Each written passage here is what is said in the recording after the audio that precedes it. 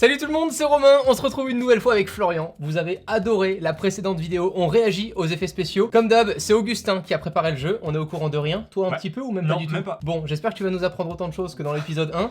Pour toutes celles et ceux qui demandent, ça, t'as l'histoire sur l'Insta Story de Florian, voilà, il sait juste pas faire du one wheel. J'ai résumé l'histoire en 2 minutes. Bon, à part suffit, ça, y a voilà, que ça on t'adore. C'est parti, on joue ensemble, vous jouez avec nous, on réagit aux effets spéciaux de tous les extraits qu'on va pouvoir voir là. C'est un jeu. Ouais, c'est un jeu, moi je trouve ça drôle de jouer. Oui, ok. Mais est-ce qu'on a la bonne réponse au moins? Non, J'en sais rien. Bah non. Je sais pas, du coup. Allez vas-y, je te laisse maîtriser ça de ta main droite.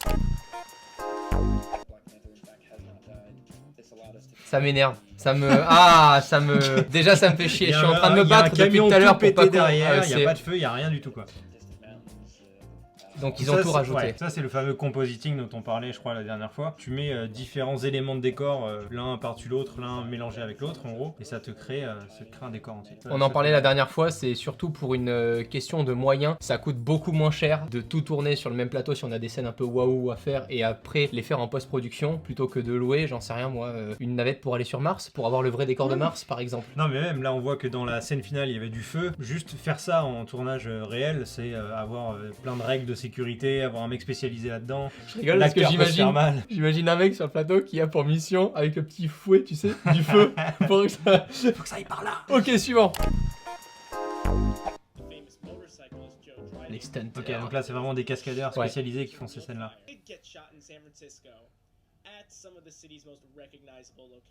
Ah donc les plans ont bien été faits dans la ville, vraiment quoi. Parce que du coup je suis déjà allé à San Francisco, toi aussi. Oui. Et c'est vrai que les rues sont vraiment comme ça. Tu peux faire toutes les fameuses photos où toi t'es droit, t'as la route que tu remets droite et t'as l'impression d'être totalement penché comme dans Matrix. T'as les cams là. T'as les cams de noter à chaque fois. Regarde.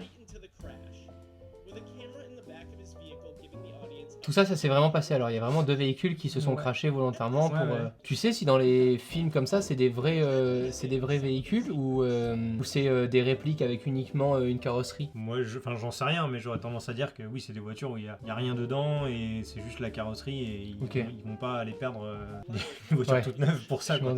Ouais, ils protègent en fait, ils font en sorte que la voiture, quand elle se crache, il n'y a aucun risque, que ce soit de bris de verre ou d'explosion et tout ça. Et du coup, ils trafiquent la voiture dans le sens où ils vont éviter que... Enfin, même s'ils doivent laisser le moteur à l'intérieur pour que ça fasse réaliste au moment du crash, tout est fait pour qu'il n'y ait rien qui explose et qui soit dangereux pour les acteurs. Tout ce qui se désintègre, c'est voulu en fait. C'est contrôlé. Oui, c'est contrôlé. Okay. C'est contrôlé. Après, je pense que bon, les projectiles, ils vont dans des endroits un peu aléatoires, mais tout est calculé en gros. Là, on voit que les acteurs en plus sont sans casque sur la moto. Les vrais plans qui ont été tournés avec des cascadeurs, c'est avec un casque quand même par sécurité, et en effets spéciaux ils ont remplacé le casque par la tête de l'acteur en fait. Avant tu pouvais pas faire ça, c'est récent ces technologies ou pas? Je pense qu'avant tu pouvais le faire mais c'était peut-être dégueulasse. Ok. Maintenant avec les moyens qu'ils ont techniques de reproduction 3D des visages etc, c'est plus simple. Après je dis pas que c'est facile mais c'est plus simple qu'avant quoi. Parce qu'il y a eu un gros scandale dernièrement avec justement des têtes d'hommes politiques ou de grosses stars qui ont pu être repris par des technologies justement de post-prod où ils ont mis leur visage sur des films porno, sur des trucs et tout un peu illicites. Deepfake, c'est ça, c'est le deepfake. Je crois que ça se prononce ainsi. Et du coup, c'est la même techno qu'ils utilisent là dans les films? Bah écoute, je sais pas exactement. Non, je pense que c'est plutôt j'ai envie de dire du motion capture, mais encore une fois, je suis même pas sûr des mots, mais ils vont capter le visage de l'acteur avec les petits points. Les petits points, ils placent des points dessus. Ils le remodélisent en 3D. Et je pense qu'après, ils peuvent intégrer ce visage dans n'importe quelle condition. Et encore là, ce genre de plan où la moto est assez loin, c'est des plans qui vont très vite. À mon avis, tu as moins ce besoin d'être ultra réaliste. Donc, et il joue sur le fait que la scène se passe très vite pour aussi un peu flouter et rendre l'image un peu rapide. Je pense. Ce que j'avais pu voir, c'était notamment dans justement du tracking comme ça de visage. C'était des boules qui renvoyaient la lumière, qui réfléchit la lumière pour justement capter sur l'ordinateur où sont situés exactement les yeux de la personne, etc. Ils mettent les boules ici par exemple et ils disent à l'ordinateur que les yeux de l'acteur sont à 2 cm en dessous. Et tu peux tout recalculer comme ça quoi. John Wick 2, je l'ai vu dans l'avion. Mais alors rassure-moi, tu l'as vu sur un iPad ou sur l'écran dans l'avion? Parce que l'écran dans l'avion, ça s'appelle pas regarder un film, ça s'appelle se faire mal aux yeux, tu vois. Allez, lançons Oh. Tu vois, on n'a pas réussi à le faire dans l'hôtel high-tech à Londres. Eh oh, Bah oui, c'est vrai que oh mec, ah mais c'est fou. Tu vois?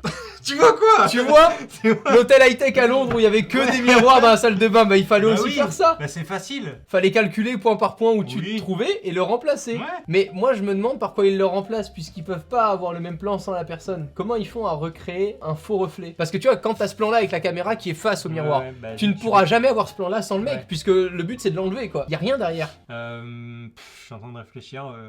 Yes, je vais poser une colle. Peut-être qu'on va avoir la réponse dans cette vidéo. Fabuleux. Peut-être qu'on va avoir la réponse. Je rêverais un jour de jouer dans un film badass comme ça. Merci, tu sors. Oh là là, oh mec, c'est fou, avec les mains qui passent à côté et tout, c'est ça qui est incroyable. Mais regarde, par contre, je sais... Alors, il y a plein de mecs dans les reflets. Un truc super intéressant, allez voir la vidéo où c'est Hit the Road qui apprennent à se battre comme dans des films. Et c'est super intéressant, pendant 10 minutes, en fait, t'as un vrai mec qui t'explique que si tu filmes une action comme ça, où je te touche pas, ça se voit. Sauf que si tu fous la caméra légèrement derrière Florian, tu sais pas si je suis à 10 cm de son nez ou si je suis en plein dedans. Et c'est ce qui fait qu'en fait, ils ont toujours, je crois que c'est à peu près 30 cm d'écart, où ils peuvent taper très fort, et t'as le mec qui est entraîné à recevoir les coups en temps réel. C'est fabuleux, je la mets dans la description, allez voir cette vidéo, je trouvais ça super cool, et raconter de manière vraiment grand public pour qu'ils comprennent quelque chose.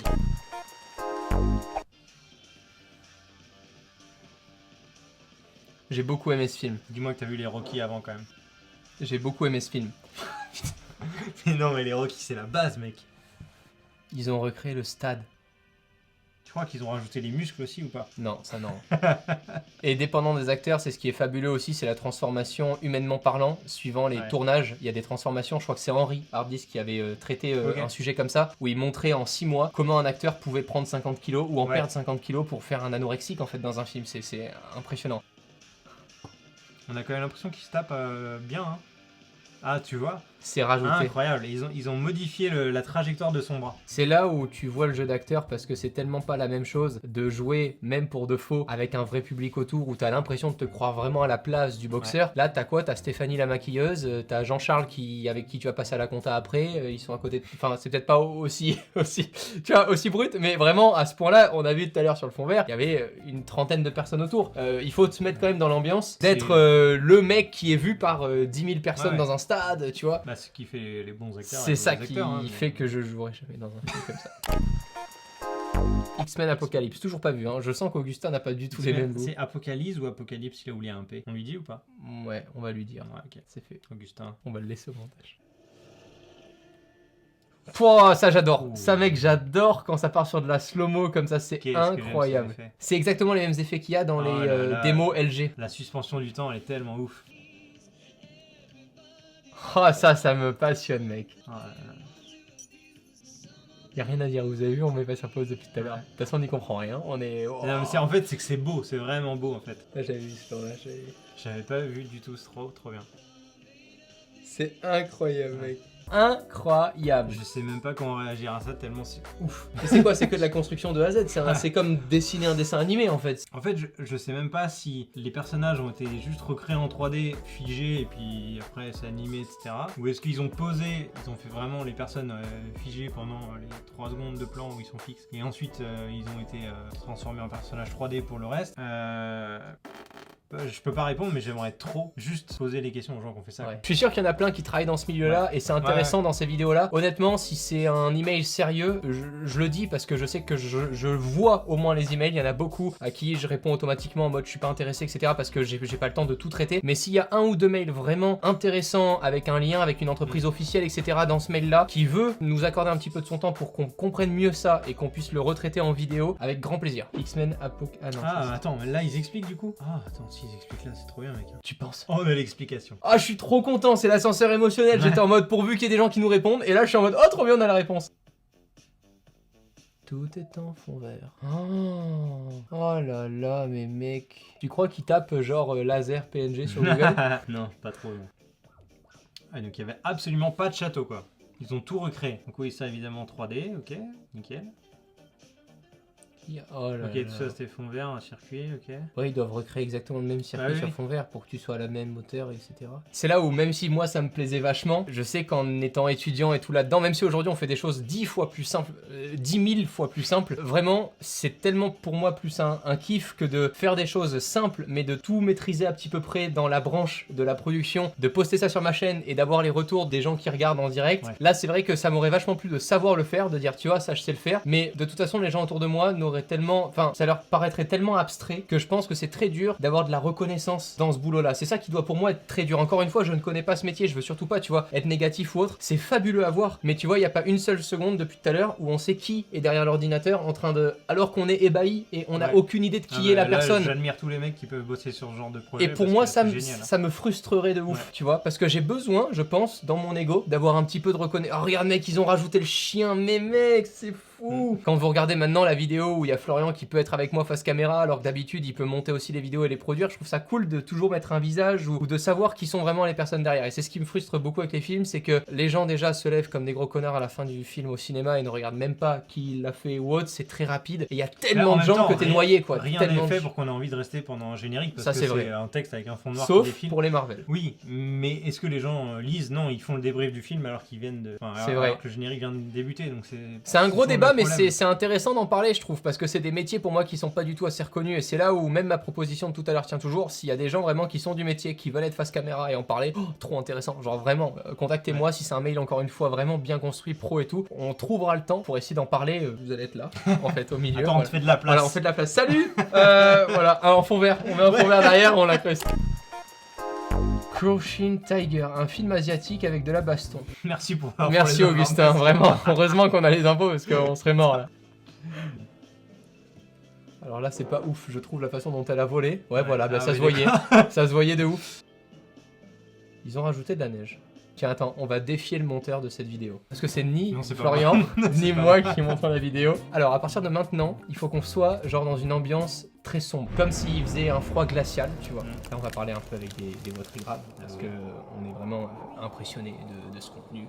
Et par ces temps, tu peux rajouter de la neige. Je trouverais ce côté-là très impressionnant, ou pas, hein, à voir le skill du monteur derrière. Mais j'étais ravi de pouvoir m'entretenir dans une telle ambiance. Voilà ce qu'on fait avec 10,50 €. Il nous restait encore quelques extraits, mais je pense que c'est bien si on s'arrête là. Débriefons ensemble dans les commentaires. N'hésitez pas encore une fois à me donner vos retours, vos ressentis. J'espère que ce deuxième épisode vous a autant plu que le premier. Retrouvez Florian et toutes ses prods sur son compte Instagram dans la description. Vous pouvez aller le suivre, il vient de passer les 6000 abonnés, il est content et tout. Et en 2 heures, il va passer les 10 000. En attendant les prochaines vidéos, prenez soin de vous. Ciao tout le monde.